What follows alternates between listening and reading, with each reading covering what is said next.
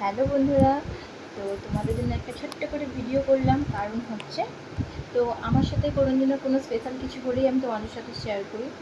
তো স্পেশাল মানে কি, আমার কাছে তো প্রথমবার, মানে আমার অভিজ্ঞতা আর কি, তো সে কারণে তোমাদের সাথে শেয়ার করছি। তো আমি ভুলেই গেছিলাম অ্যাকচুয়ালি, প্রায় 1 ঘন্টা আগেই মানে কাজটা হয়েছে আর কি।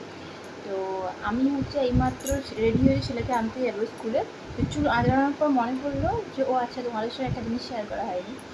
কারণ হচ্ছে, চুল আঁচড়ানোর পর চুলটা লাস্টে চুলগুলো বাকি ছেলেকে একদম গোল গোল করে একটা প্যাকেটে ভরে রাখতো সবসময়।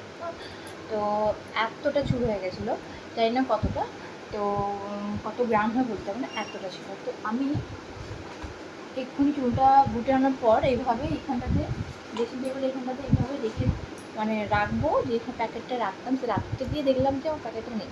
মনে করো আচ্ছা, আমি সব চুলগুলো দিয়েই দিয়েছি।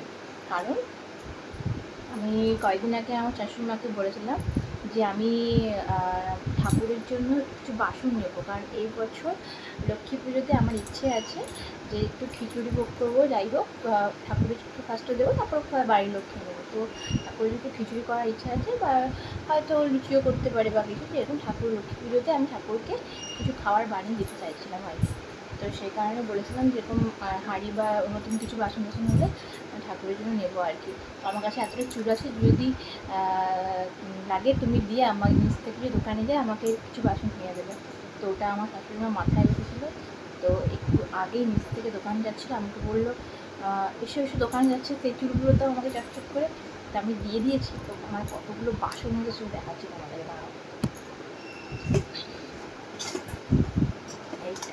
কতগুলো বাসন রয়েছে। ওজন তো করেন আমি জানি না, বললো যে প্রায় 50 গ্রাম আছে না। ওজন কিছু না করে সে হাতের মধ্যে নিয়ে বললো, জানি না কী ব্যাপার। আমার শাশুড়িমা নেয়, জানে।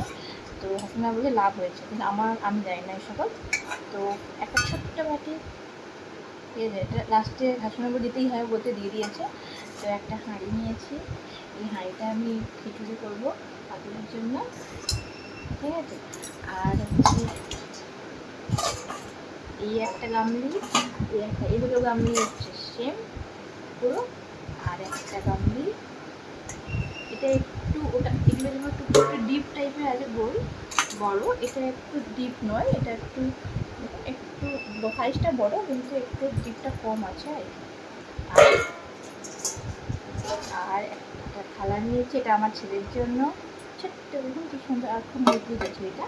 আমার ছেলেটা ভাত খাবে, তাই জন্য নিয়েছি। আর একটা বড়, যদি এটা অনেকটা বড় আছে, যদি লুচি টুচি করে ঠাকুরের জন্য সেদিনকার এটা একটু লুচি করে রাখতাম। তো আর ইচ্ছা আছে একটা ছোটো কড়াই টাইপের নেওয়া, যদি লুচি করি ভাজবো কিসে, তার জন্য একটা কড়াই নিতে হবে। তো এখনও প্রায় 4 মাস 5 মাস বাকি আছে আমার লক্ষ্মী পুজো, তার মধ্যে আমি চেষ্টা করবো একটু একটু করে সব করে নেওয়ার, যাতে আমার এবার লক্ষ্মী পুজোটা ঠাকুরের জন্য খুব ভালোভাবে আমি কিছু বানিয়ে ঠাকুরকে দিতে পারি। তো এইগুলোই তোমাদের সাথে শেয়ার করার ছিল। তো আমি তো পেয়ে খুব খুশি, ঠিক আছে। তো লাভ হয়েছে কি লস হয়েছে আমি জানি না, কিন্তু সেই চুলগুলো তো এইভাবেই আমার থাকতো। আমি প্রত্যেকবার মাকে দিয়ে দিতাম, মা তার যা যা জিনিস কিনে রেখে দিত। এবার আমি বললো আমাকে দেবে, আমি একটু ঠাকুরের জন্য কিছু জিনিস আলাদা করে রাখবো। তো সে কারণে আমার এইগুলো হয়ে গেছে, আমি খুব খুশি। আর এখন ছেলেকে আনতে যাবো, টাইম হয়ে এসছে, তো 2টো বাজতে যায়।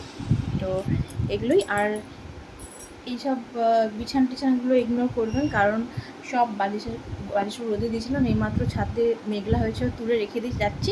ছেলেকে নিয়ে আসার পর এগুলো সব বালিশ টোয়ার লাগাবো, সেই জন্য বালিশগুলো এইভাবে রাখা আছে। আর জামা কাপড়গুলো সব দেখুন, ব্যাগটা ধরেছিলাম বলে ব্যাগের মধ্যে ভরে নিয়ে এসেছি সব জামাগুলো।